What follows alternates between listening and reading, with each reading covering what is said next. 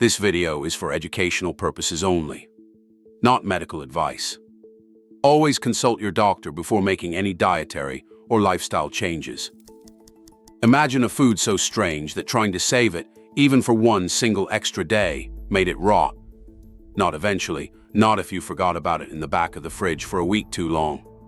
On purpose, every single time, no exceptions. Except for one specific day of the week, nobody could explain until they were actually told why. A rule so consistent might as well have been written into the food itself. Susan spends every Sunday afternoon meal prepping for the entire week.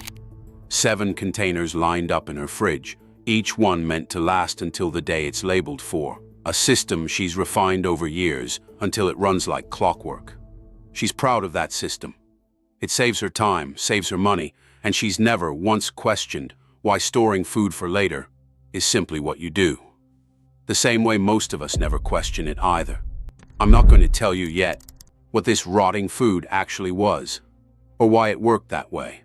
But by the end of this video, you'll understand exactly what it teaches about the difference between food built to last and food built to be eaten fresh. And it might make you look at Susan's 7 containers a little differently by the time we're done.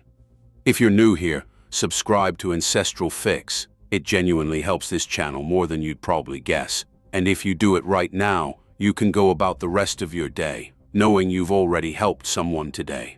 Every week, we find what the ancient world knew and what your body still needs. Stay with me, because the next part of this story is one almost nobody remembers correctly, even people who've heard it 100 times.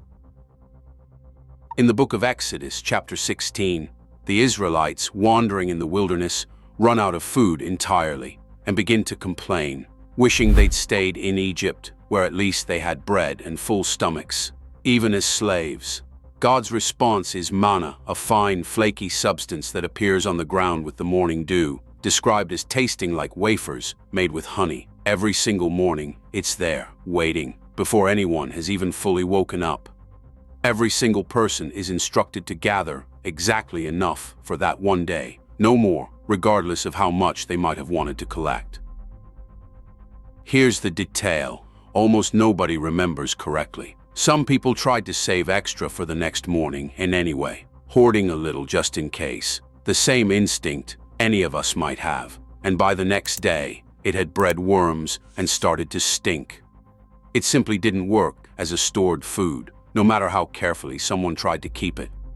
It was designed, deliberately, to be gathered fresh every single day, with one specific exception that made the whole system make sense.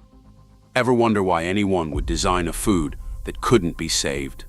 That's really the heart of what makes this story worth understanding beyond the miracle itself. On the 6th day of each week, the instructions changed. Gather twice as much, and on that one day, when a double portion was gathered specifically to cover the Sabbath, it didn't rot.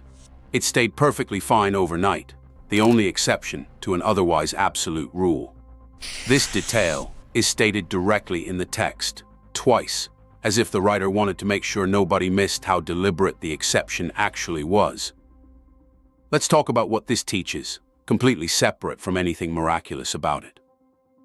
Susan's meal prep system exists because modern food, largely, is built to last.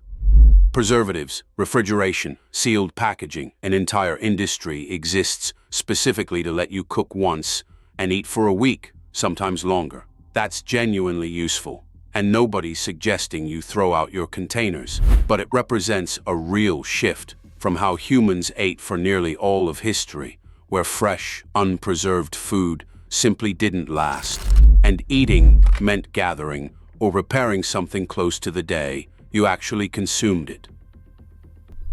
This wasn't unique to the Israelites in the wilderness either. Across most of human history, before refrigeration, before modern preservation, the vast majority of food people ate was consumed within a day or two of being harvested, caught, or baked, because it had to be.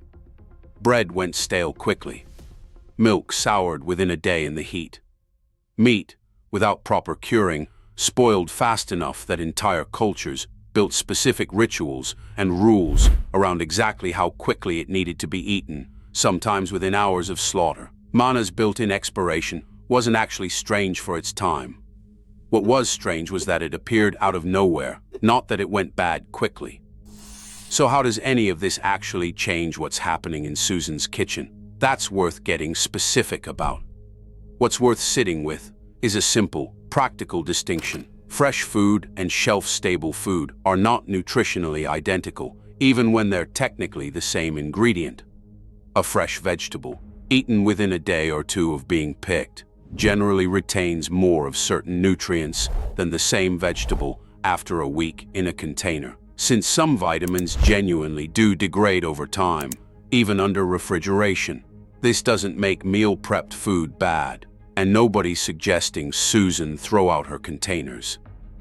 It simply means that building at least some fresh and same-day preparation into your week, alongside whatever you're prepping ahead, captures something a 7-day system alone can't fully replicate. One practical way to bring this in: instead of prepping every single meal a full week ahead, consider prepping the base components, grains, proteins, sauces that hold up well, while adding fresh vegetables or fruit closer to the day you're actually eating.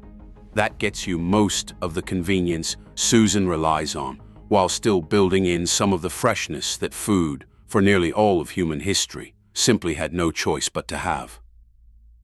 There's something worth sitting with in the fact that a food falling from the sky, described in one of the most famous stories in the entire Bible, came with a built-in rule against exactly the kind of stockpiling most of us do without thinking twice about it today. It wasn't designed to be hoarded. It was designed to require trust, one single day at a time, with just enough flexibility built in for a day of rest. It's worth noticing, too, how much modern grocery shopping has been built around the opposite instinct. Bulk buying, warehouse clubs, pantries stocked for months at a time. An entire retail industry has grown up around the idea that more stored food is always better, that running low on anything is a problem to be solved by buying further ahead next time. Manna quietly suggests a different relationship with food entirely, one built around trusting that tomorrow's provision would show up when tomorrow actually came, rather than needing today's surplus to cover it. This is really the same quiet theme running through so much of what we cover on this channel. It's not that meal prep or modern food preservation is wrong, and there's real, practical value in both. It's that somewhere along the way, food that lasts as long as possible quietly became the default, when, for nearly all of human history, and according to this particular story, by design, food was simply meant to be gathered close to when it was actually going to be eaten. Let's come back to where we started. Susan, lining up 7 containers every Sunday afternoon, proud of a system that would have made 0 sense to anyone gathering manna off the desert floor 3,000 years ago. And a strange, flaky substance that appeared every morning without fail, refusing to be stored, refusing to be hoarded, except on the one day it was specifically allowed to be. If there's one thing to take from today, let it be this: sometimes the food that's the hardest to keep is exactly the food that's teaching you something worth learning. This video is for educational purposes only and is not medical advice. Always consult your doctor before making significant dietary changes. If this kind of ancestral wisdom speaks to you, consider subscribing. It helps this channel more than you'd probably guess, and if you do it right now, you can go about the rest of your day knowing you've already helped someone today. Because next time, we're looking at a weapon the Byzantine Empire used for 800 years that was so effective and so secret, the formula disappeared when the empire fell. We'd love to have you along.